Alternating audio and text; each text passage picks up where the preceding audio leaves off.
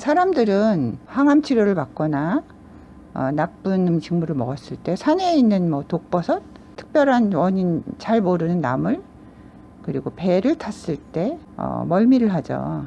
그러니까 미식미식거리다, 토한다, 이런 기전은 굉장히 우리 몸에서 다양한 기전으로 일어납니다. 그런데 이렇게 미식거리고 토하는 때가 언제 또 일어나냐면 임신을 했을 때예요. 근데 사람들은 옛날에 이렇게 말했어요. 입덧을 하는 게 애가 건강한 거예요. 참아야 되는 겨. 이렇게 말했거든요.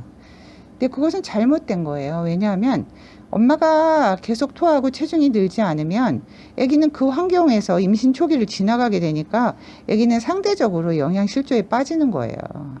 그래서 옛날에는 정말 영양이 안 좋을 때는 입덧을 하면서 10kg씩 빠졌어요. 임신 초기에. 그런데 시어머니가 병원에 안 데려와요. 아유, 큰일 나는 그건 견뎌야 되는 게, 이렇게 과거에 우리가 생각했었죠. 그런데 그것은 잘못된 생각이라는 거예요.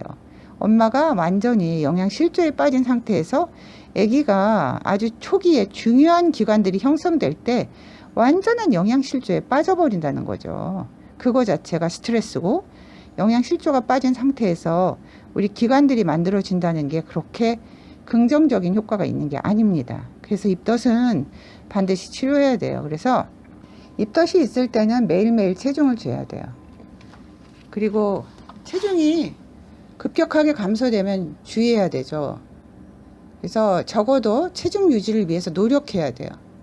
여러분이 배를 탔을 때 어지럽고 미식거리면 막 움직이라고 그래요? 가만히 앉아 있으라고 그러죠? 아침에 침대에서 일어날 때 이불 속에서 천천히 일어나면서 담백한 크래커 같은 것을 드세요. 그리고 과거에 우리가 이제 영양제가 발달되어 있지 않을 때는 비타민이 따로따로 한 종류씩 나오지 않았어요. 그래서 비타민 B6가 들어간 식사를 하시는 게 좋아요. 영양제가 따로 있어요, B6가. 그리고 식사는 자주 하시는 것이 좋습니다. 자주, 4, 5회 하시는 게 좋아요, 자주. 왜냐하면 그것이 훨씬 더 입덧에 긍정적인 효과가 있거든요. 그런데 입덧하는데 음식까지 해야 되겠어요? 냄새에 민감하기 때문에 음식은 될 수 있으면 안 하는 게 좋아요. 어떤 입덧을 심하게 하는 사람은 사람 냄새도 싫어해요. 그리고 주무시기 전에 단백질이 풍부한 음식을 드시고 주무시면 훨씬 더 좋으세요. 그리고 대추가 입덧에 굉장히 많은 효과가 있습니다. 대추. 영어로는 쭈쭈비라고 그러는데 대추. 그래서 약물요법으로는 비타민 B6를 하루에 3번 드시게 하는 경우도 있고요. 그리고 아침, 점심에 비타민 B6랑 독시라민을 드시게 하는 방법도 있어요. 그래서 비타민 B6랑 독시라민이 잘된이라는 이름으로 나왔었어요. 그리고 보니정, 맥글리친, 드라마민, 베나드릴, 이런 약제들이 있어요. 그리고 페노소라진이라는 약제, 주오프란 같은 약이 있어요. 그리고 스테로이드를 쓰는 경우도 있어요. 그런데 입덧에도 아까 쭈쭈비, 대추가 효과가 있다고 그랬는데 생강도 효과가 있습니다. 그런데 내가 막 이렇게 토하게 되면 산이 위로 역류하잖아요. 그러니까 식도로.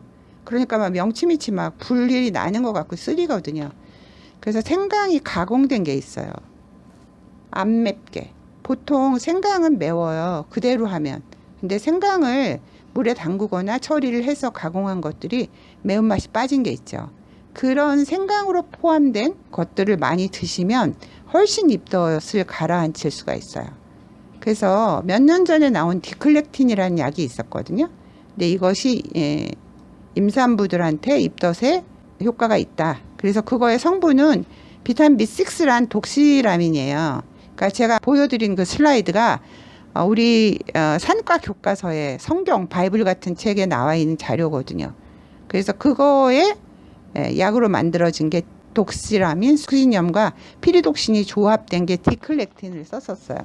그런데 디너지아, 의사들이, 선생님들이 아주 외우기 편하게 돼 있어요. 그래서 이 디너지아라는 약, 독시라민, 숙신염과 피리독신이 섞여 있는 거거든요. 그래서 이걸 드시고 입덧을 치료받는 게 좋아요. 그래서 이것을 병원에서 처방받을 수 있어요.